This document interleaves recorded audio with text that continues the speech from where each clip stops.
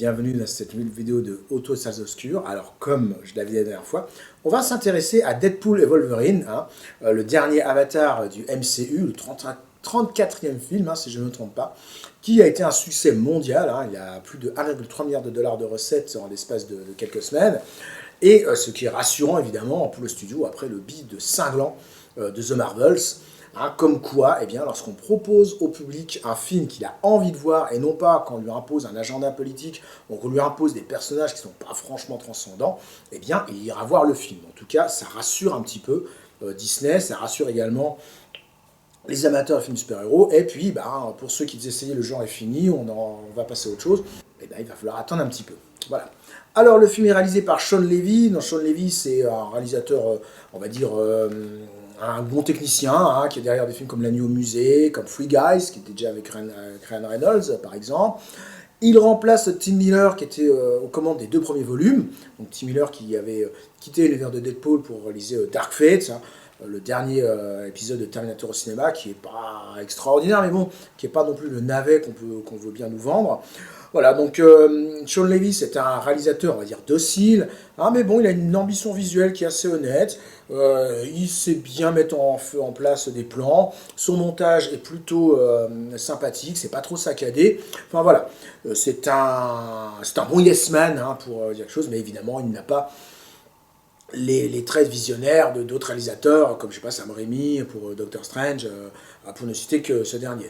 Voilà, mais après tout, on sent bien derrière la patte de Ryan Reynolds, c'est vraiment lui qui chapeautait tout le projet en coulisses. Alors moi, personnellement, j'aime bien les 2 premiers Deadpool au cinéma. Bon voilà, donc le tout premier qui était sorti il y a presque plus de 10 ans maintenant. Le deuxième que j'avais plus apprécié, c'est notamment il y avait Cable. Le Cable, c'est un de mes personnages préférés de l'univers Marvel, des X-Men. Après, Deadpool, c'est pas mon personnage favori chez les X-Men. Je trouve son côté humoristique ne cadre pas trop avec l'aspect beaucoup plus sombre des X-Men.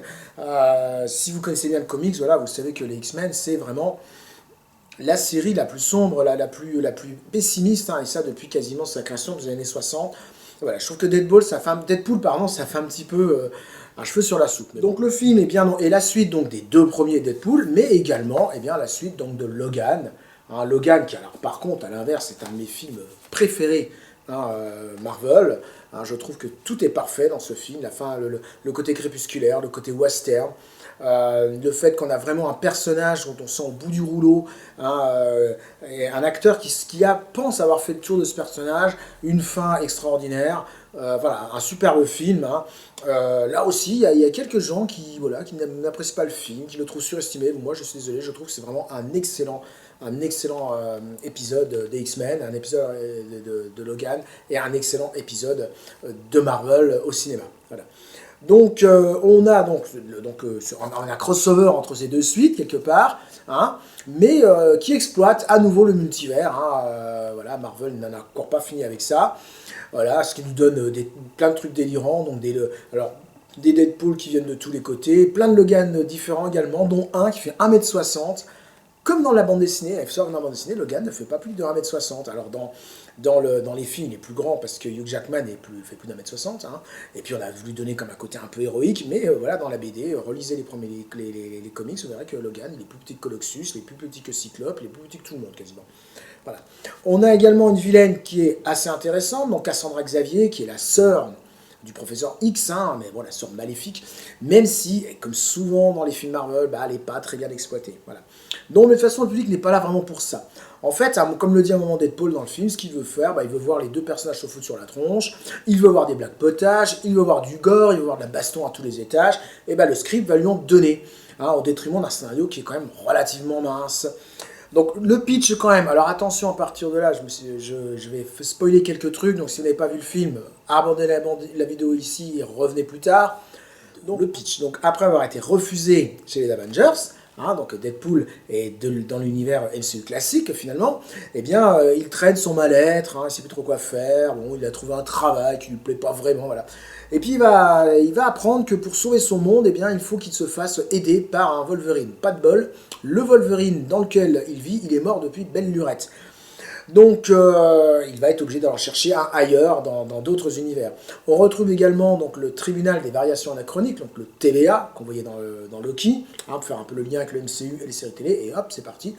Et c'est parti donc pour un festival de retrouvailles et de fanservice. Retrouvailles pourquoi? Parce que le film va introduire un tas de personnages oubliés, hein, des films des super-héros des années 2000. Avant qu'on ait l'explosion du MCU, il y a eu pas mal d'essais. Hein. Il y en a qui ont très bien marché, comme les X-Men, comme les Spider-Man. Il y en a d'autres un petit peu moins bien.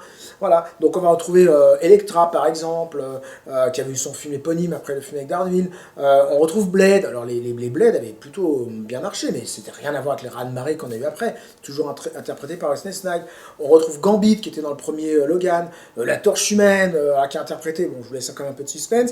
Mais donc tiré directement des 4 Fantastiques. Hein. On voit également Pyro, des premiers films X-Men, Le Fléau, enfin voilà, on a tout un pan de films de super-héros qui sont quelque peu oubliés de nos jours. Hein. Donc du coup, c'est vachement sympa de les revoir, c'est bourré de références à ceux qui ont vu les films, mais ça fonctionne également si on n'a pas vu, les films. Mais ça fait aussi très fan service. Et oui, on pensait avoir une autre dose après Alien Romulus, bah non, force est de connaître que les studios en veulent toujours plus. C'est un petit peu inquiétant quand même de ne pas faire des franchises, de nouvelles franchises, sans être obligé de se référer tout le temps au passé, tout le temps à la nostalgie. Même Ridley Scott n'avait pas su éviter cet écueil avec Prometheus. Bon. Donc du fanservice, oui, mais pas mal de clins d'œil appuyés directement envers le spectateur, hein, quand Deadpool va briser le 4e mur. Alors, juste une petite parenthèse. C'est pas Deadpool qui dans les comics a mis en place le fait de s'adresser au lecteur, mais selon moi c'est plutôt John Byrne à la fin des années 80, des années 90, avec la série Miss Hulk. Excellente série que malheureusement il n'a pas animée pendant très longtemps. Ça c'est un peu le drame de John Byrne. Hein. Il lance des séries géniales, il fait 10 épisodes puis après il part ailleurs. Hein. C'est un boulimie de travail. Et il n'a pas fait ça que chez Marvel d'ailleurs. Donc voilà, rien de nouveau, mais bon, ça marche toujours. Voilà, donc on a également, c'est assez intéressant, une critique de Disney. Alors, à un moment, Deadpool va dire, oui, la Fox a tué Wolverine, Disney le fait revivre, mais est-ce que c'est vraiment sincère? C'est pas si simple d'y croire, je trouve, surtout qu'on sait que le film, il a été mis en chantier en 2022, donc après le rachat de la Fox par Disney.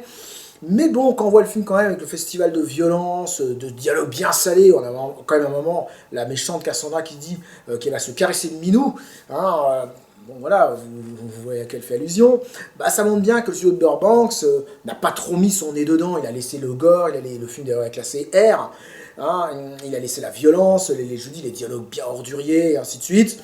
Voilà, donc on est très loin du politiquement correct des derniers films du MCU, hein, qui d'ailleurs, ce politiquement correct et ce wokisme, hein, j'ose le dire, l'avait un petit peu desservi. Donc est-ce que c'est de l'opportunisme ou de la sincérité? Bon, c'est sans doute un peu des deux, hein, chacun se fera son avis, mais je pense que Disney a compris que s'il voulait avoir un vrai succès avec Deadpool, il ne fallait pas édulcorer le personnage, il fallait donner au public ce qu'il avait envie de voir. Voilà.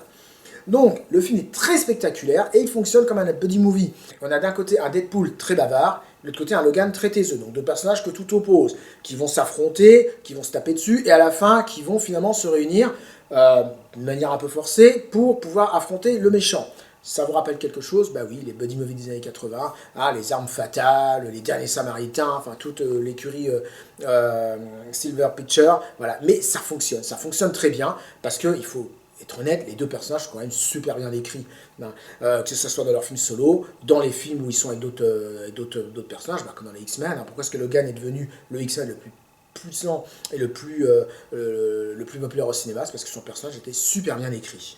Donc je le redis, donc des scènes absolument dantesques. Donc on a le combat des deux personnages de la voiture, l'affrontement avec tous les Deadpool, l'arrivée dans la base de Cassandra. Alors pareil, la façon dont la base de Cassandra est constituée, c'est franchement estomacant. Et bien évidemment, le combat final des deux héros contre la dite Cassandra. Le film en fait est constitué de plein de scènes d'action complètement dingues qui sont reliées en elles par un scénario qui, je le répète, assez mince. J'oublie pas non plus le premier carnage que Deadpool va opérer envers les forces du TVA. Alors là, c'est gore à souhait, c'est absolument délirant. Il se sert de toutes les parties de Wolverine pour faire un carnage auprès de ces malheureux figurants du TVA qui sont vraiment devenus de la chair à canon pour Deadpool. Donc Disney Reynolds offre vraiment au public ce qu'il a envie de voir. Hein. Ça fonctionne évidemment, mais bon, on est quand même sur un univers ultra référentiel. Et on peut se poser la question, est-ce que le prochain Marvel, donc Brave New World, avec le Captain America, qui là sera interprété par le Faucon, comme dans la série Le Faucon le Soldat d'hiver, dans le rôle titre. Est-ce que ça fera aussi bien? Moi j'espère, parce que je trouve que la bande-annonce est quand même vachement intéressante, hein, elle envoie quand même du lourd, elle a l'air un peu plus cynique, un peu moins second degré que ce qu'on a pu voir ces derniers temps au cinéma. Enfin en tout cas c'est tout ce mal qu'on souhaite au MCU. Alors le succès est-il mérité? Oui. Voilà, on a vraiment ce que l'on veut voir, hein, donc il est évident que le film allait cartonner. Peut-être pas à ce point, mais en tout cas, il est évident que ça allait cartonner. Est-ce que c'est un film majeur du MCU? Non, je le redis, parce que, je vous dis, le scénario est extrêmement mince, la vilaine est mal exploitée, et puis, voilà, on a un enchaînement de scènes, reliées les unes les autres par un fil assez ténu. Hein. Bon, et la fin, pareil, est quand même assez convenue, même s'il y a pas mal de bonnes idées, y compris sur la fin. En attendant, pour un film classé R, rapporté de 1,3 milliard de dollars, je pense que ça va donner quelques idées au studio. Mais d'un point de vue, je veux dire, histoire scénaristique, j'ai trouvé que le dernier The Flash, hein, chez DC, était beaucoup plus intéressant au niveau de son histoire, au niveau de sa dramaturgie. Hein. Je sais que le film a été très peu apprécié, mais je le trouve beaucoup plus intéressant que Deadpool et Wolverine, même si, je le redis, j'ai pris grand plaisir à voir le film au cinéma. Je me suis bien marré. Hein, voilà, on est là, on sait pourquoi on est là, et on n'est pas déçu du voyage. Là-dessus, c'est vraiment ça envoie tout ce qu'on est venu faire. Maintenant, je continue à regretter un petit peu que voilà, le studio ait fait revivre Logan. Moi, j'avais en mémoire voilà, ce Logan crépusculaire qui mourait en défendant des jeunes mutants, qui s'était donné comme mission de protéger Charles Xavier, qui était atteint voilà, d'une maladie dégénérative qui fait que ses pouvoirs n'étaient plus maîtrisés. Je trouvais que ce Logan était plus intéressant. Là, il fait un petit peu quand même, on va dire, second rôle de luxe. Mais je le redis, ne boudons pas votre plaisir. Si vous aimez Deadpool, si vous aimez Wolverine, si vous aimez les comics bien délirants au cinéma, franchement, ce Deadpool et Wolverine est fait pour vous. Il est encore en salle, donc profitez-en, hein, allez-y, et dites-moi évidemment en commentaire ce que vous pensez de ce film. Donc voilà pour ce Deadpool et Wolverine, hein, vous l'avez compris, moi ça m'a plu, hein, mais même si c'est pas le film ultime hein, qu'on aurait rêvé voir. En attendant, ce qui est bien, c'est que Disney n'a pas trop mis, je pense, son nez là-dedans, a quand même laissé Reynolds et son pool de scénaristes faire un peu ce qu'ils voulaient. Alors parfois, effectivement, oui, ça vire dans n'importe quoi, c'est même grand guignolesque, mais bon, après tout, c'est ce qu'on a voulu voir. Voilà, donc prochaine vidéo, là, on va revenir sur des films en arrière, hein, parce qu'en ce moment, il n'y a pas trop de choses au cinéma qui me branchent. Peut-être Beetlejuice, mais j'ai vu le premier il y a tellement longtemps, je me rappelle absolument plus, enfin, il faudrait que je le revoie avant, mais enfin, c'est un des rares films de Tim Burton que je n'ai pas en DVD ou en Blu-ray, donc on verra bien, en tout cas, on se retrouve assez rapidement pour une nouvelle vidéo. Allez, salut!